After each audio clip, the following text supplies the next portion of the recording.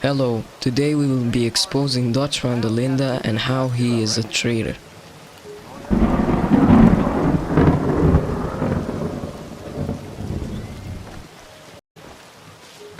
Dutch Van Der Linde is the leader of the Van Der Linde gang. His nationality is Dutch and thought to have grown up in America, which fueled his view on the world. He wants a life with no rules and laws. He wants freedom and the idealistic world where everybody can solve problems using their full potential. Dutch is a dreamer who supposedly wanted best for his gang, or did he?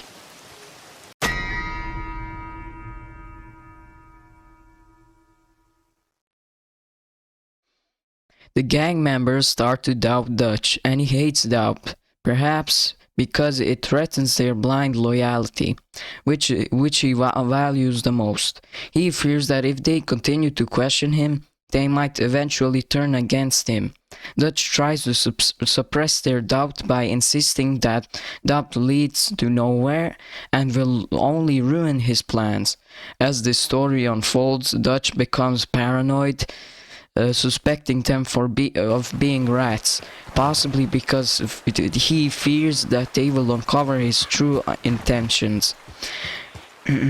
Despite multiple warnings from others, Dutch dismisses their concerns, reassuring them that everything will work out in the end. Below are some hidden dialogues that reveal characters' doubts and warnings.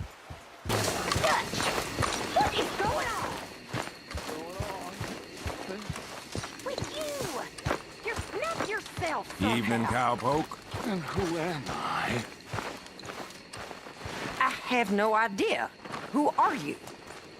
Who are you? To question me, I mean. I have always been loyal, Dutch.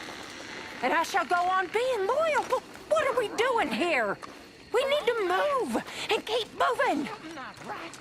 We need money! You dumb fool! Money! Or we are dead! We are all dead! I am doing the best I can. Fool!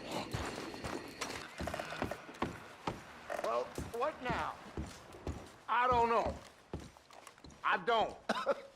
Just give me a day or two to think about it. Well, the way I see it... I think I have had just about enough of hearing about the way you see things, Hosea. Ugh. No doubt you have.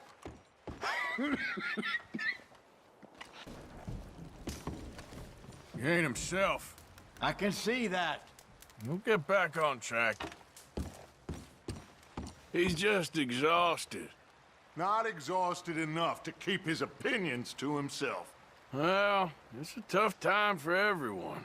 Fine and dandy. Good. That's real good. I just read something. That's the problem with you, Dutch. Always reading. Always been an issue with you. Not with you. I got common sense. I don't need to read. In fact, I need not to read. It pollutes the mind. Does it? Yeah. I've seen it do it to you. I'd be careful, old man, that court jester act doesn't wear a little thin. That's his problem, in one. He wants to be an American king, with his knights. I heard that. Ooh. I want no such thing. You do?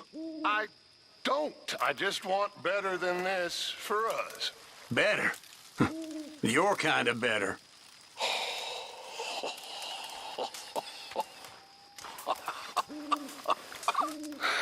Oh, I can't stay mad at you, old man. Okay. But right now, I'd like to kill you. Put me out of my majesty, your misery. Away with you! There. You see, gentlemen? There goes the greatest man we know. Even he's lost. Properly, Hosea, is this. You're the one with the death wish. I am doing everything I can to keep these people alive. Pinkertons. Lots of them, and bounty hunters too, more than ever before, and all after us. We were set up in Blackwater. And none of them dumb enough to take that pass in winter or think us fool enough to do it neither. We got a few weeks. By the time they find out where we are, we'll be gone. Where to? I ain't got that yet. But this ain't done. Not no way.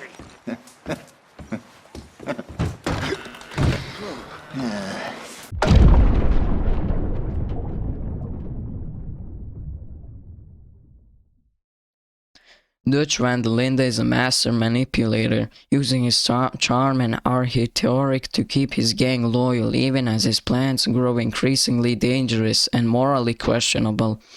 Dutch understands that in order to maintain control, he must ensure that his followers believe in his vision, no matter how flawed it might be.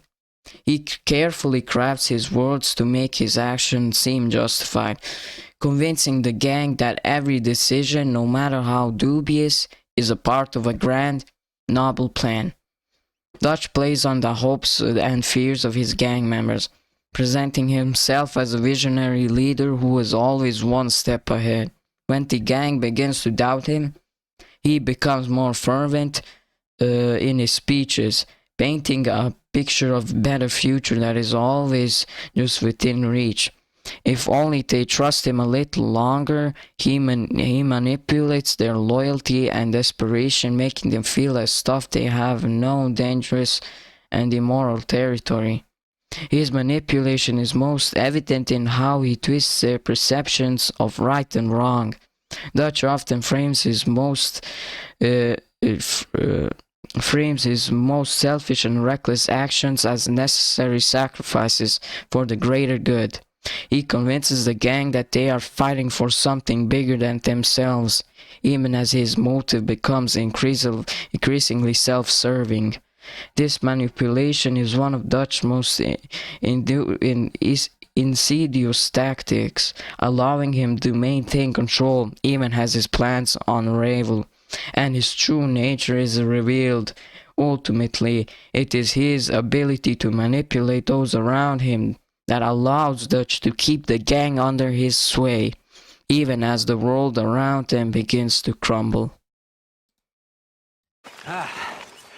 So, what now, Dutch?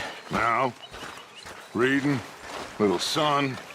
We're not home free, but You think they're off our backs? for now, long enough for us to figure out what we're doing. They're gonna let a bunch of criminals go after what we done. We are not criminals. We are outlaws.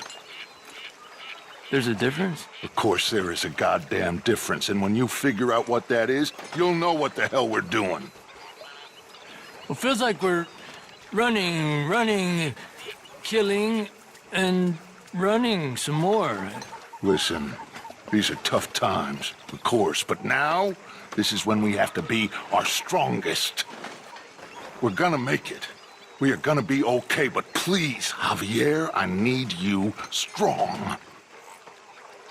Okay. Not okay, okay. Yes or no. Strong or weak. Which is it? Strong. Strong.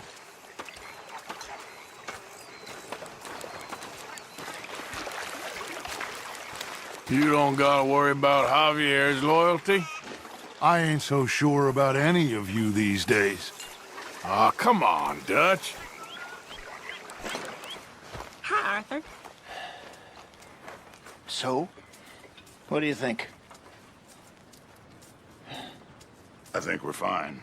Fine. Well, given the circumstances, I heard things got nasty on that ferry. you could say so. And that won't lead to more repercussions? Eventually, yeah, but like I said, we will keep moving. Well, we're heading east, Dutch. There's not so many places to hide this way. We will think of something. We always do. You always do. I need you strong now, my brother. I'm trying. Pay.